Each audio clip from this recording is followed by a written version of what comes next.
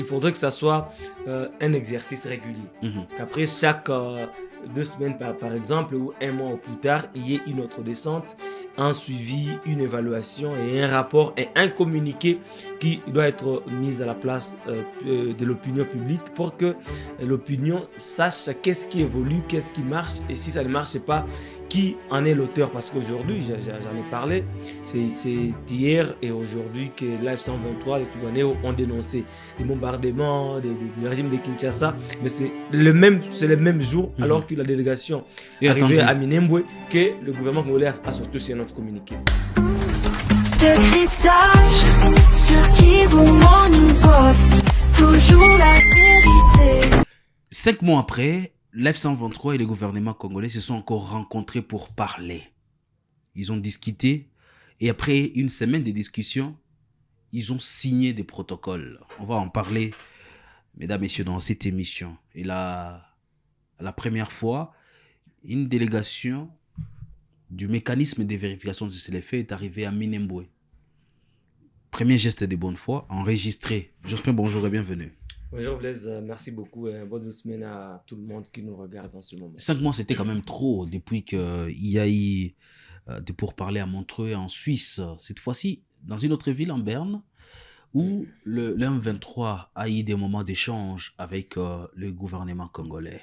Est-ce que ça augure quelque chose de bon? Oui, il faut d'abord commencer par replacer le cadre. Il ne s'agit pas d'un nouveau processus. Il s'agit de la suite du processus de Doha dont le cadre avait été délocalisé en Suisse, d'abord en Montreux et puis les discussions se sont déroulées à Berne et c'est toujours le même médiateur, le Qatar, qui a supervisé ces discussions. Il y avait aussi un représentant du département d'État américain, l'Union africaine, le Togo également et cette fois, c'était après 5 mois de silence sur le plan politique, mais pendant ce temps, sur le terrain, il y avait des bruits des bottes, il y avait des bombardements, il y avait des affrontements presque chaque jour dans l'est de la RDC, d'abord sur le front de Minembwe, au sud Kivu, Kalehe, dans une partie de Massissi également. Et voilà qu'il y a une nouvelle feuille de route qui vient d'être adoptée, qui comprend notamment un calendrier réajusté, un suivi et un renforcement du cessez-le-feu ou des protocoles de cessez-le-feu et des suivis qui ont été renforcés pour le cessez-le-feu, mais aussi la question des prisonniers qui a été remise à la table. On revient sur les 2 points débattus, le mécanisme de cessez-le-feu, alors qu'il y a eu, en tout cas, violation. On y revenait tous les jours avec les sources de la société civile, la libération des prisonniers. Aujourd'hui, on a observé, pendant les 5 mois, je vais dire, la libération d'une dizaine. Ils vont faire quoi? Prisonniers de la F-123. Ouais, c'était un bon geste quand même. C'est quoi ce qui a été dit qu'on peut retenir?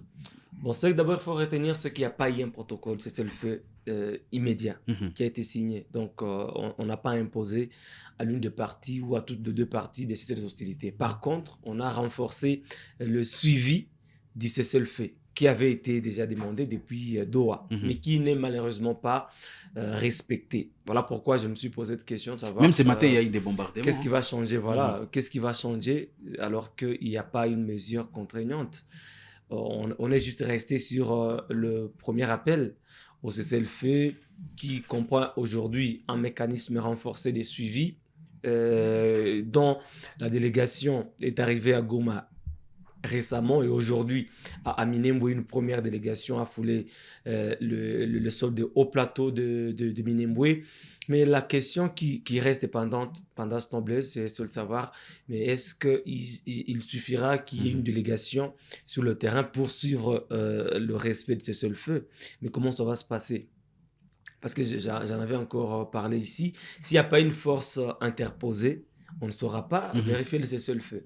C'est un peu difficile de vérifier le cessez-le-feu alors que chaque partie tourne les armes contre l'autre, contre l'adversaire, et qu'à la moindre escarmouche, il y a des combats à chaque fois. Comment les experts du mécanisme conjoint de suivi élargi vont suivre le cessez-le-feu exactement sur le terrain? Ils seront à combien? Ils seront à combien dans le Massissi, dans le Calais et à Minembwe? Avec quel dispositif technique ils vont suivre le cessez-le-feu? Moi, je pense qu'à un moment donné, ils vont rester dans leur bureau. Est-ce que l'appui commencer logistique, à faire le monitoring l'appui sur les réseaux logistique, sociaux. l'appui logistique de la MONUSCO, ça va suffire? C'est de ça que je Il y a parle. quand même plusieurs lignes de front à Oui, la si on fois. parle de l'appui logistique, on voit d'abord le transport. Mhm. Ouais, il y a les hélicoptères de la MONUSCO qui ont facilité le transport via l'aéroport de Goma jusqu'à je ne sais pas quelle trajectoire, comment ils ont fait, quelle voie ils ont emprunté pour arriver à Minembwe. Mais est-ce que c'est suffisant? Moi, je pense non. L'appui logistique devrait être accompagné par un appui opérationnel, un appui militaire, une force neutre qui sera interposée dans une zone tampon pour observer le cessez-le-feu de part et d'autre. Mais c'est une, Mais tant c'est une, que- c'est une première, c'est l'ouverture de cette voie sur Minembwe. Oui, c'est une première, mais on se rappelle qu'il y avait encore un couloir humanitaire qui était ouvert.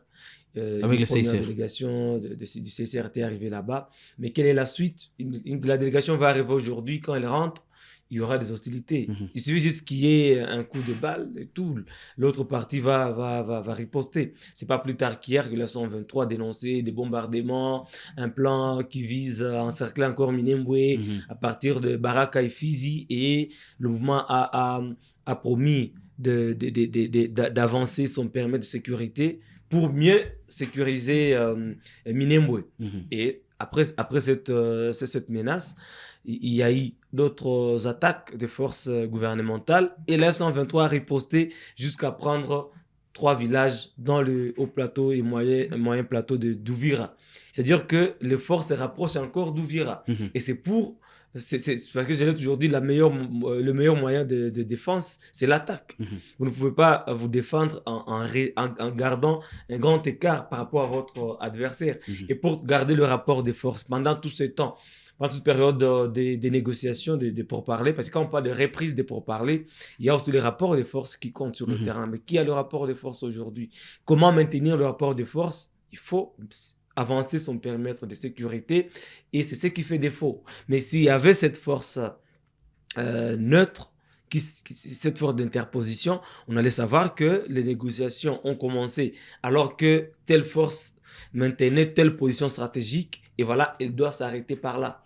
Avancer même des 5 mètres fera appel à des sanctions selon un certain nombre de mesures contraignantes qui doivent être mise en place. Parlons de cette libération des prisonniers. Les Desempo ont abordé d'ailleurs au courant de cette semaine et on peut les retrouver dans cette feuille de route. 15 prisonniers sur une liste de plusieurs. Est-ce qu'il y aura des nouvelles personnes qui seront libérées? Voilà pourquoi il y a eu un mécanisme élargi qui a été mis en place parce que ce sont des actions qui ne doivent pas se faire selon le vœu ou l'état d'âme d'une partie. Quand on parle de libération des prisonniers, par exemple de l'F-123, s'ils sont à 700 qui ont été répertoriés, avec la participation de toutes les parties prenantes, la médiation, le mécanisme de vérification qui va vérifier aussi si réellement ce sont des prisonniers qui sont alliés à l'F-123, qui ont des vrais rapports avec l'F-123, bien répertorier leur identité, toutes les circonstances dans lesquelles les personnes ont été arrêtées, quel lien avec l'F-123 pour qu'on ne puisse pas libérer ceux qui ne sont pas de MES ou ceux qui n'ont aucun rapport avec l'F-123. Côté F-123, la même chose. Le mécanisme doit suivre, ce sont des militaires, ce sont des combattants du gouvernement congolais qui vont être remis par le F-123 au CICR vers Kinshasa. Il faut qu'il y ait ces mécanismes-là, que tout se passe dans la transparence et selon les lignes établies lors des négociations. Les prisonniers libérés, le mécanisme de suivi de cessez-le-feu bien installé, en train de travailler, et ça va nous suffire pour baisser la tension. Bon, c'est un pas considérable sur le plan politique, bien sûr. Ce sont des actions de bonne foi. Oui. Ce sont des actions politiques. Il faudrait alors que ça soit sincère. Il faudrait que de part et d'autre, il y ait cette sincérité pour qu'il y ait une confiance assise. Parce que bon, c'est pas pour la première fois qu'on nous parle d'une mission conjointe de vérification de cessez-le-feu qui arrive à Goma ou à Uvira. L'autre fois, c'était encore sous le transport, l'appui logistique de la MONUSCO. Mais après, on verra quelle a été la suite. On a attendu encore des mois et aujourd'hui, et c'est Minembwe, qu'est-ce qui va suivre, quel rapport va être fait par la délégation et quelles sont les actions qui vont suivre après. Il faudrait que ça soit un exercice régulier. Qu'après chaque 2 semaines, par exemple, ou 1 mois ou plus tard, il y ait une autre descente, un suivi, une évaluation et un rapport et un communiqué qui doit être mis à la place de l'opinion publique pour que l'opinion sache qu'est-ce qui évolue, qu'est-ce qui marche et si ça ne marche pas, qui en est l'auteur. Parce qu'aujourd'hui, j'en ai parlé, c'est hier et aujourd'hui que Live 123, les Twirwanéo ont dénoncé des bombardements du régime de Kinshasa, mais c'est le même jour, alors que la délégation est arrivée à Minembwe, que le gouvernement congolais a sorti aussi un autre communiqué, signé par Patrick Mouyaya, qui dénonce des cas de violation des droits humains, qui a évoqué un chiffre de 300 personnes qui seraient massacrées durant 2 ou 3 mois. Vous voyez que c'est encore une autre offensive communicationnelle, c'est encore un front communicationnel qui est ouvert, alors que sur le plan politique, il y a déjà une action concrète et qui devrait asseoir une confiance entre les deux parties. Moi, je pense que les médiateurs ou alors l'équipe qui a siégé à Montreux et à Berne doit fixer certaines lignes, avec l'accord bien sûr de Goma et de Kinshasa. Des zones rouges, j'en ai pas franchi. Oui, pendant les temps de négociation, il doit y avoir un cessez-le-feu communicationnel. C'est très important parce que la guerre commence par des communiqués, par des narratifs, par des points de presse, par des sorties médiatiques, par des interviews accordées aux journalistes, par des émissions auxquelles les autorités participent. Et vous ne pouvez pas vous ne serez pas étonné de voir qu'après la descente à Minembwe, il y a encore un nouveau front militaire qui va s'ouvrir à la suite de ces fonds communicationnels qu'on a ouverts. Effectivement. Parce que bien sûr que l'F-123 va réagir aux accusations de Kinshasa. Très bien. Et après, Kinshasa va réagir et après, on ne saura pas s'il y a eu une avancée parce que l'avancée doit être aussi médiatique. On doit suivre un apaisement de part et d'autre pour qu'on sache que quand même les deux parties vont avancer et changer de narratif aussi. Très bien. Changer de narratif. Parce que vous ne pouvez pas accepter de parler avec des gens en tant que des Congolais à Montreux, mais à la RTNC de traiter des Rwandais par exemple.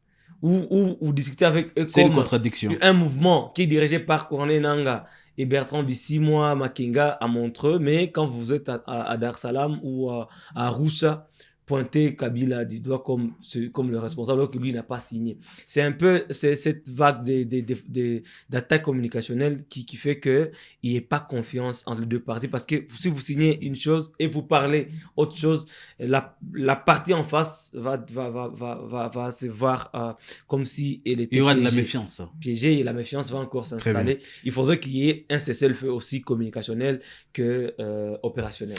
Mesdames, Messieurs, je l'ai dit, nous devons maintenant, parce qu'on ne fait pas la violence, privilégier aussi la communication non violente. C'est possible.